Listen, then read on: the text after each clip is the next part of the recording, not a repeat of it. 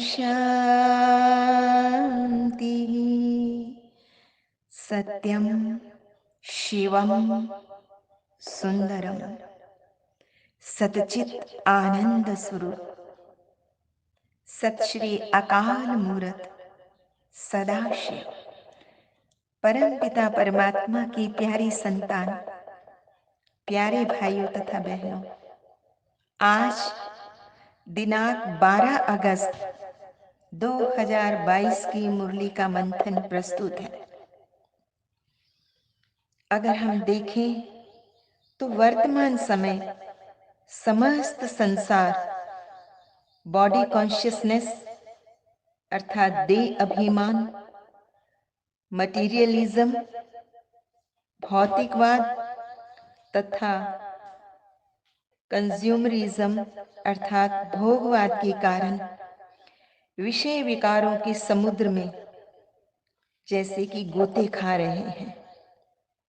विकारों की अति के कारण मन, वाणी, कर्म मलिन हो चुके हैं, दूषित हो चुके हैं, मेंटली करप्टेड और फिजिकली टॉक्सिक हो गए हैं। ये वायरस भीतर ही भीतर इंसान को खत्म कर रहा है। तो सवाल उठता है, कैसे ये वायरस खत्म हो, कैसे हम दूषण से भूषण बन जाएं?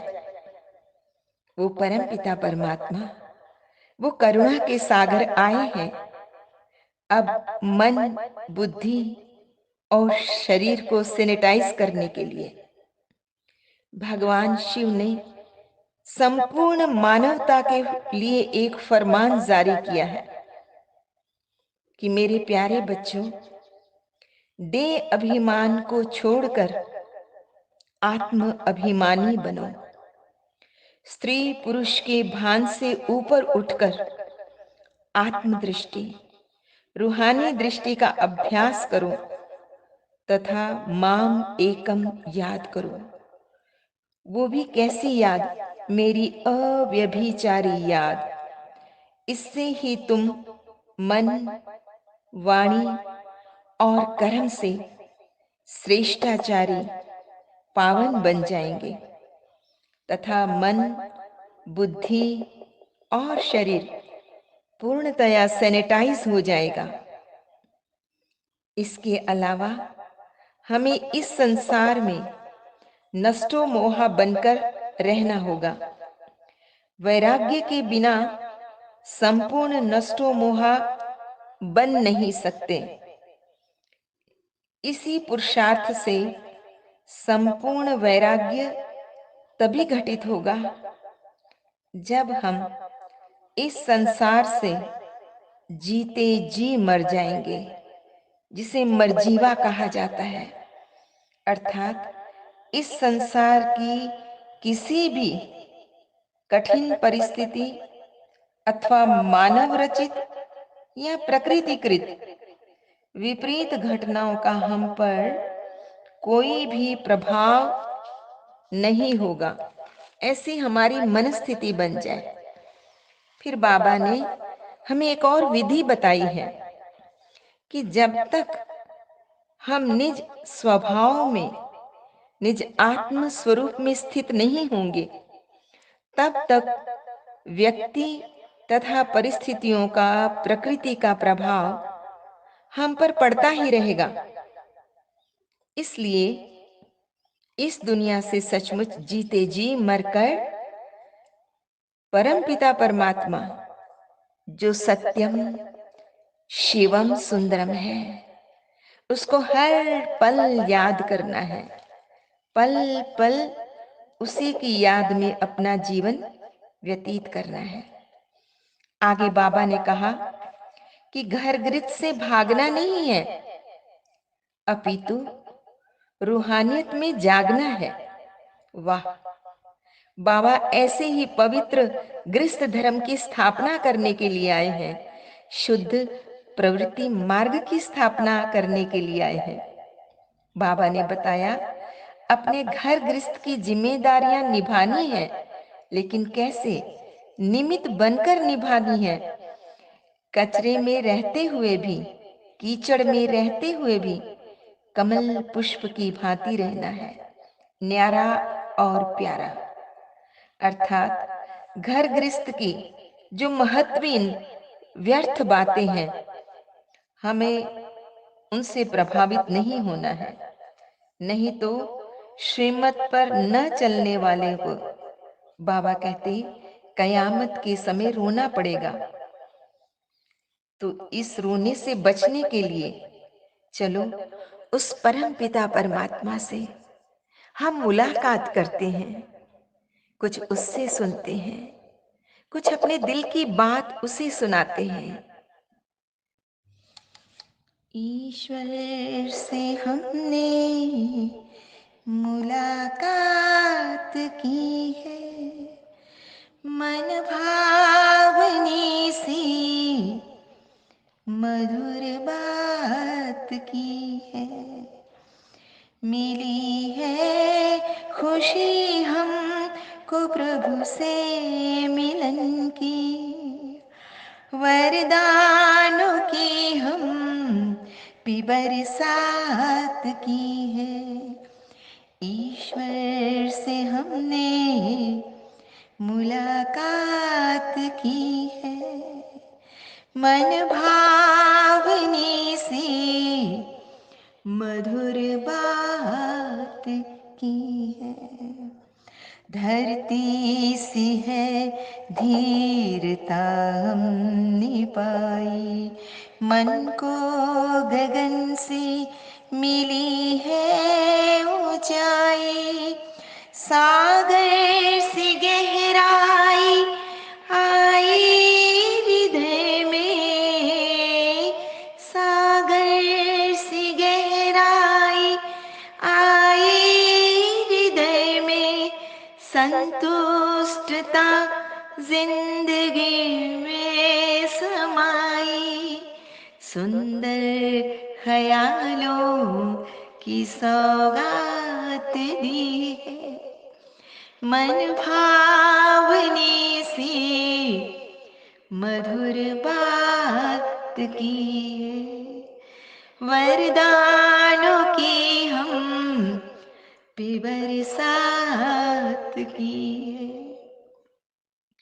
किसी को नजर वो आए न आए, नजरों से मेरी नहीं दूर जाए, कैसे कहें हम ये अनुभव की बातें, वाह, कैसे कहें हम ये अनुभव की बातें, शब्दों में वर्णन किया कैसे जाए, खुशियों की बरसात दिन रात की है, मन भावनी से मधुर बात की है।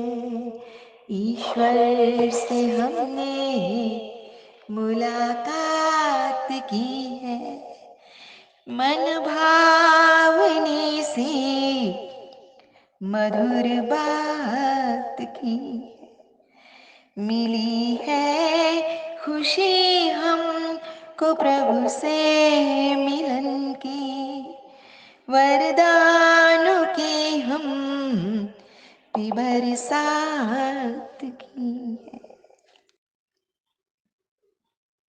आज का वरदान है, मास्टर स्नेह के सागर बन, घृणा भाव को समाप्त करने वाले, नॉलेजफुल भव।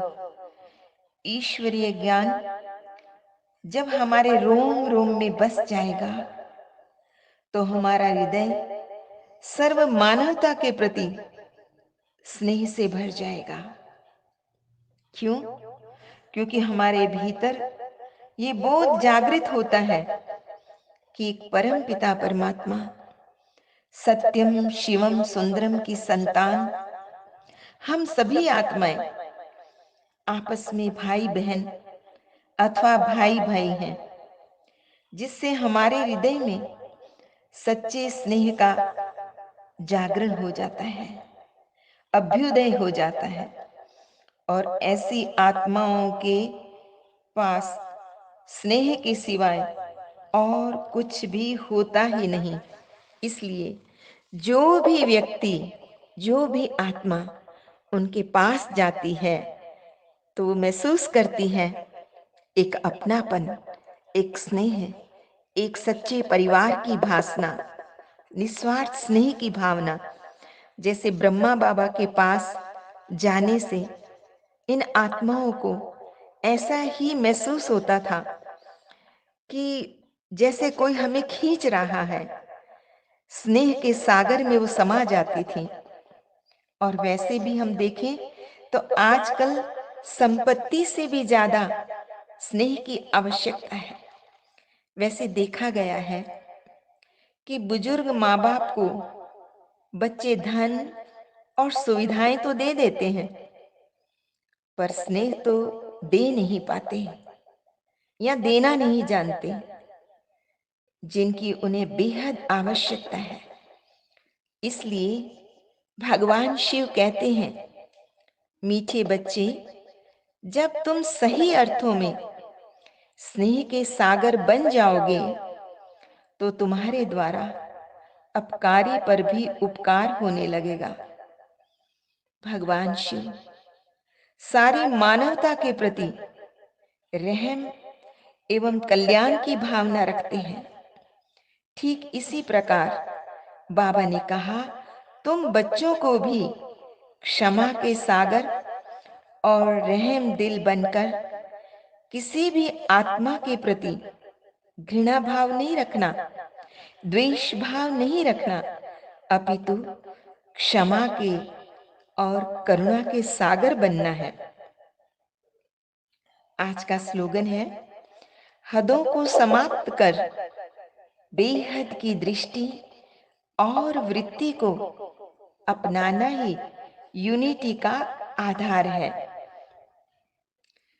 सचमुच जब आत्मा को ईश्वर की अलौकिक अनुभूति होती है तो सभी हद की, मजहब की दीवारें, जाति पात की दीवारें, तेरे और मेरेपन की दीवारें ढह जाती हैं और एक प्रकार की यूनिटी का, एकत्व का बोध होता है या उसका जागरण हो जाता है। क्यों ऐसा होता है? क्योंकि दृष्टि एवं वृत्ति उस हद की संकीर्ण दीवारों से ऊपर उठकर बेहद में स्थित हो जाती है। अच्छा, मीठे मीठे सिकिल दे बच्चों प्रति माता पिता बाप दादा का याद प्यार और गुड मॉर्निंग। रूहानी बाप की रूहानी बच्चों को नमस्ते। हम रूहानी बच्चों की रूहानी माता पिता बाप दादा को याद प्यार, गुड मॉर्निंग और नमस्ते। सदा रहो हंसते, कहीं नहीं फंसते, बन जाओ फरिश्ते, बांध लो अपने बसते चलो प्रभु के रास्ते। वाहिगुरु जी का खालसा वाहिगुरु जी की फतेह। बोल साचे दरबार की जय। लोका समस्ता सुखिनो भवन्तु, लोका समस्ता सुखिनो भवन्तु, लोका समस्ता सुखिनो भवन्तु।